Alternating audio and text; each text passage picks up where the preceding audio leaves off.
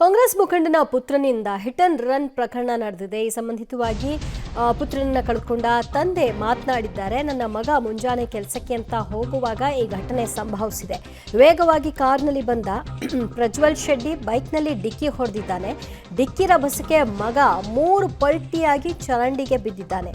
1 ಗಂಟೆ ರಕ್ತದ ಮಡುವಿನಲ್ಲೇ ಒದ್ದಾಡಿದ್ದಾನೆ. ಡಿಕ್ಕಿ ಹೊಡೆದು ಪ್ರಜ್ವಲ್ ಶೆಟ್ಟಿ ಸ್ಥಳದಿಂದ ಕಾಲ್ಕಿತ್ತಿದ್ದಾನೆ. ಏನಾಗಿದೆ ಅನ್ನೋದನ್ನು ಕೂಡ ಅವನು ನೋಡಿಲ್ಲ. ಆಸ್ಪತ್ರೆಗೆ ದಾಖಲು ಸಹ ಮಾಡುವ ಪ್ರಯತ್ನ ಮಾಡಿಲ್ಲ. ತಕ್ಷಣ ಆಸ್ಪತ್ರೆಗೆ ದಾಖಲಿಸ್ತಿದ್ರೆ ನನ್ನ ಮಗ ಬದುಕ್ತಾ ಇದ್ದ ಅಂತ ಮಗನನ್ನ ಕಳೆದುಕೊಂಡಂತಹ ತಂದೆ ಕಣ್ಣೀರಿಟ್ಟಿದ್ದಾರೆ. ಘಟನೆ ಹೇಗಾಯ್ತು ಅನ್ನೋದರ ಬಗ್ಗೆ ತಂದೆ ಮಗನನ್ನ ಕಳ್ಕೊಂಡಿದ್ದಾರೆ. ಆ ನೋವಿನಲ್ಲೇ ಮಾತನಾಡಿದ್ದಾರೆ. ವೇಗವಾಗಿ ಕಾರ್ನಲ್ಲಿ ಬಂದು ಬೈಕ್ಗೆ ಡಿಕ್ಕಿ ಹೊಡೆದು ಆತ ಡಿಕ್ಕಿ ಹೊಡೆದ ರಭಸಕ್ಕೆ ಮಗ 3 ಪಲ್ಟಿಯಾಗಿ ಹೋಗಿ ಮೋರಿಯಲ್ಲಿ ಬಿದ್ದಿದ್ದಾನೆ. ತೀವ್ರ ರಕ್ತಸ್ರಾವ ಆಗಿದೆ. ಒದ್ದಾಡಿದ್ದಾನೆ. ಯಾರೂ ಆತನ ರಕ್ಷಣೆಗೆ ಬರಲಿಲ್ಲ.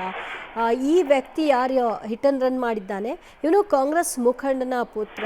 ಸೊ ಇದಕ್ಕೆ ಸಂಬಂಧಪಟ್ಟ ಹಾಗೆ ನನಗೆ ನ್ಯಾಯ ಸಿಗಬೇಕು. ನನ್ನ ಮಗ ಬದುಕ್ತಾ ಇದ್ದ, ಒಂದೇ ಒಂದು ಆಸ್ಪತ್ರೆಗೆ ದಾಖಲು ಮಾಡುವ ಪ್ರಯತ್ನ ಆಗಿದ್ದಿದ್ರೆ ಅಂತ ಕಣ್ಣೀರಿಟ್ಟಿದ್ದಾರೆ. ಬೆಳಿಗ್ಗೆ ಕೆಲಸಕ್ಕೆ ಅಂತ ಹೊರಟಿದ್ದ 5 ಗಂಟೆಗೆ. 5 ಗಂಟೆಗೆ ಇಲ್ಲಿ ಆಕ್ಸಿಡೆಂಟ್ ಆಯಿತು. 5 ಗಂಟೆಗೆ ಇಲ್ಲಿ ಆಕ್ಸಿಡೆಂಟ್ ಆಗುವಾಗ ಗಾಡಿ ಫಾಸ್ಟ್ ಇತ್ತು. ಒಂದು ಗಾಡಿ ನೋಡಲಿಕ್ಕೆ ಸಿಗಲಿಲ್ಲ, ಅದು ಅಷ್ಟು ಫಾಸ್ಟ್ ಇತ್ತು ಗಾಡಿ. ಮತ್ತೆ ಇಲ್ಲಿ ಬಂದು ಹೊಡ್ಕೊಂಡು ಸೀದಾ ಹೋಗಿದ್ವಿ, ಗಾಡಿ ನಿಲ್ಲಲಿಲ್ಲ.